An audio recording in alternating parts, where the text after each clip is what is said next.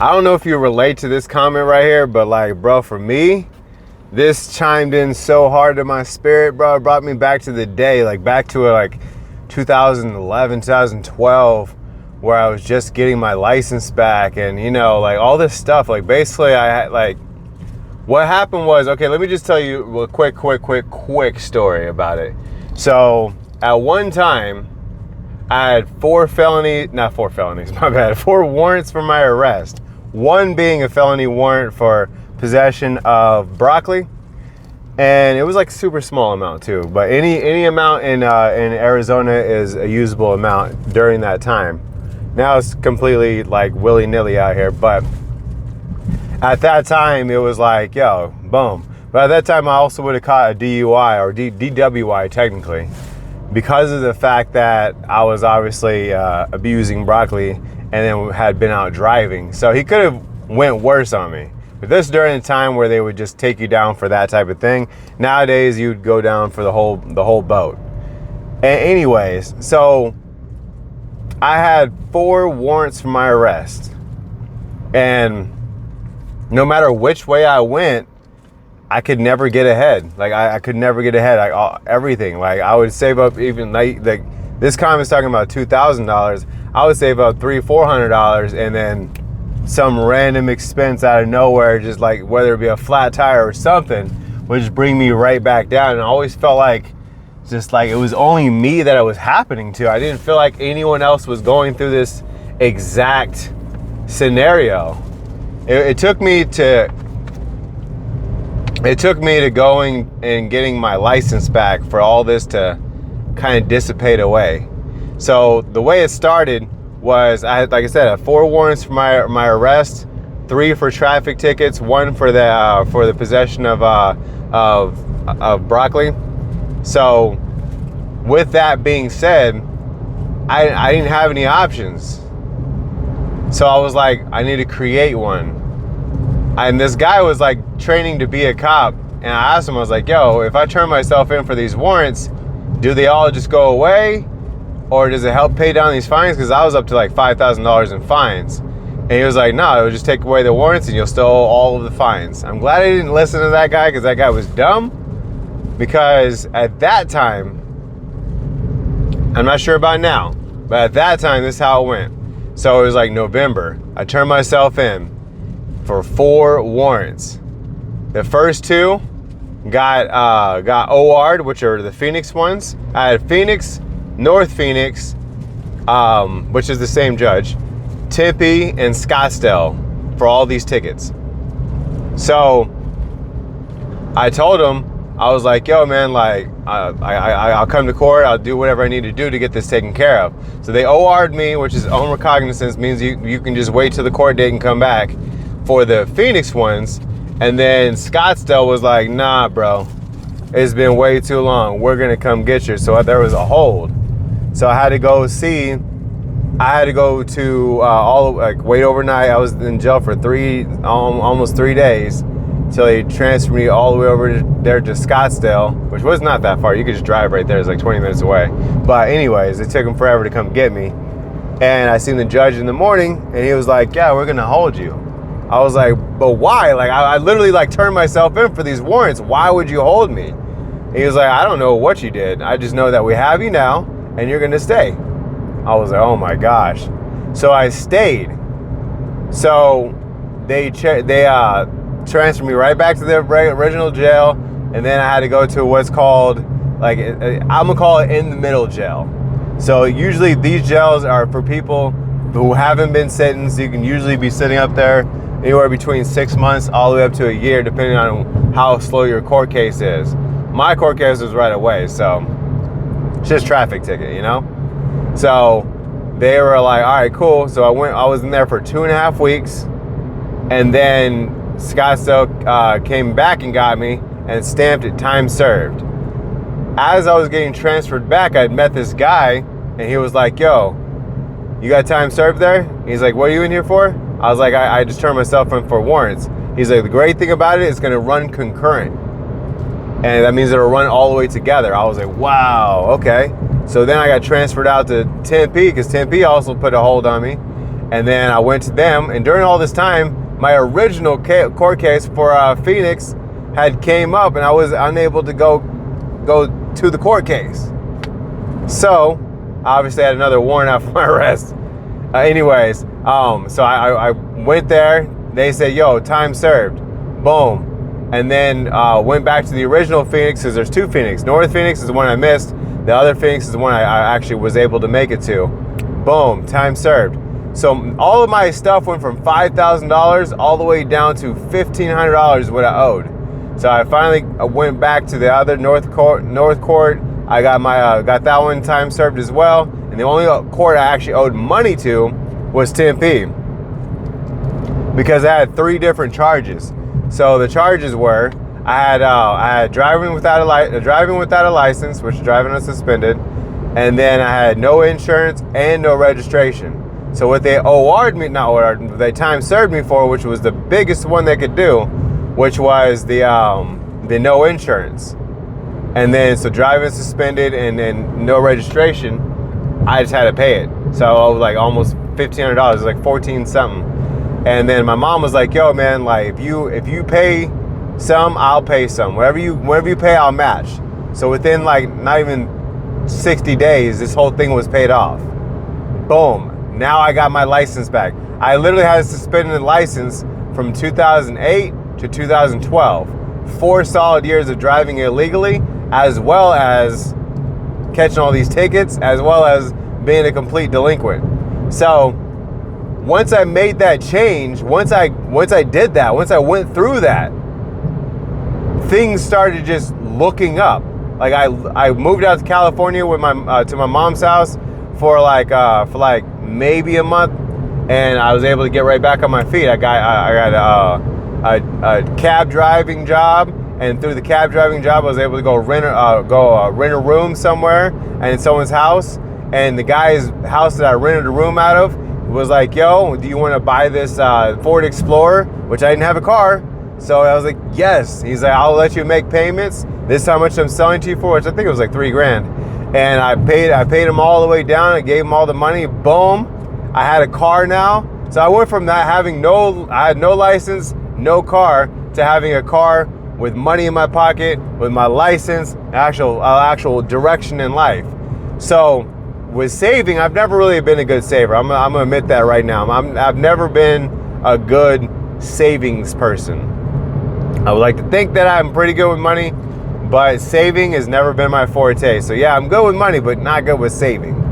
That means I always have enough for everything that I need to pay for, but I don't have more than that, you know?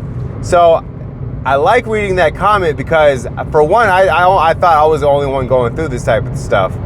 And now I know there's other people out there that have done the same exact and just in a different way. And once they got past a certain barrier, life stopped striking them down to zero like that, you know? Because it feels weird, like saving up $2,000 and then all of a sudden all of it's gone. Like not rent, not nothing, just random expense that you had to pay out. It's just gone. So yeah, that kind of sucks. But it's good to know that if I just keep pushing and keep saving and keep doing what I need to do to get it done, that I could get up to a $5,000-$10,000, and these expenses and these things like that start dwindling down, and they don't want to strike me down as much. And when it comes down to it, like I don't feel struck down at all. But I'm just saying, like, once I start saving money, I know there's gonna be something, right?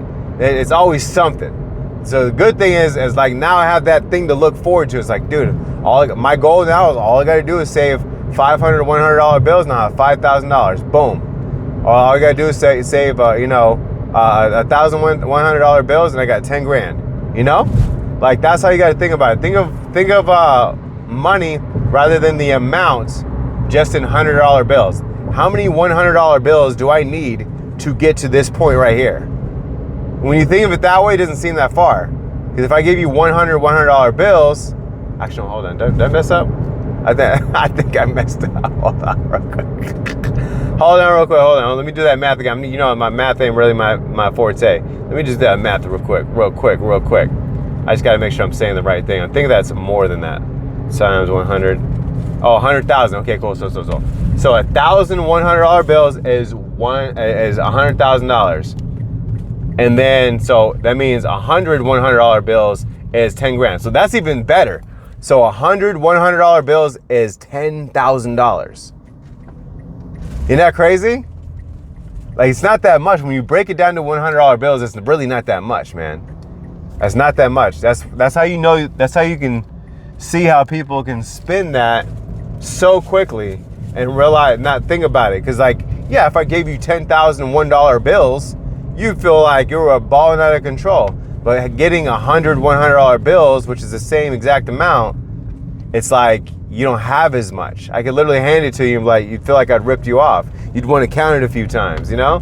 So like $100 $100 bills is $10,000, and once you get to that point, you've saved $1,000 or $10,000. And I know this video is kind of going everywhere because I'm horrible at math, but you know, whatever, dog. I know I know no one's gonna make it to this point, and they're gonna be like, oh yeah, blah, blah, blah. I know, laugh at me, bro. It's all good. Don't worry. I'm not a math whiz. It is what it is. At least I'm strong enough to admit it, man. Come on now, leave me alone. Anyways, so just understand that whatever you're going through, someone else is going through something similar. There's someone else is going through something similar, and using that advice it's like a light at the end of the tunnel. You know, when you feel like you're the only one going through it, there's no light at the end of the tunnel. It's like, it's just me going through it, man. Like, why is life hate me so bad? Why poor me? Woe is me. And that's a horrible way to think about it. Woe is me is the worst way to ever think about it, man. Because it's not woe is you. It happens to everybody. It happens to everybody. When they get to a certain point, it happens to everybody. That's how you know that money begats more money. So that means when you become better with your money, and you save better, and you invest better, you become better with money. Therefore, you have what? Less money problems. The people who are out there horrible with money or have spending habits or whatever, they'll never get ahead because they're not good with money. So therefore, they always have what? Money problems. And it makes so much sense because a lot of people that I know have money problems, and I realize it's because they don't save for the rainy days. They don't do anything but just spend their money. I have $1,300 I got paid today. By Wednesday, I am completely broke. You know? Well, today's Friday, so Wednesday, that'd be a long time. So today's Friday, or today's Saturday, my bad. Today's Saturday, Tuesday, I'm completely broke. It happens. It happens so quickly. And when I see, like, okay, so like my wife is Mexican. So I see her family. They're not the like classic Mexican that I'm used to, which is, I mean, they're all hardworking, and they're just not very good with their money. Now, their grandparents are fantastic with their money. They are like the original Mexicans. Like, they're the ones that you see out here with these nice trucks. They own their own houses. They have money. Want to know why? Because they're okay with living X amount of people in a one house, and spending and dividing that by however many people work here, and able to pay out the house quicker. So like, we're all making $1,000 per week. Let's just say there's 4 people, and we don't fight over these things because they get along very well. So that's $4,000 per week.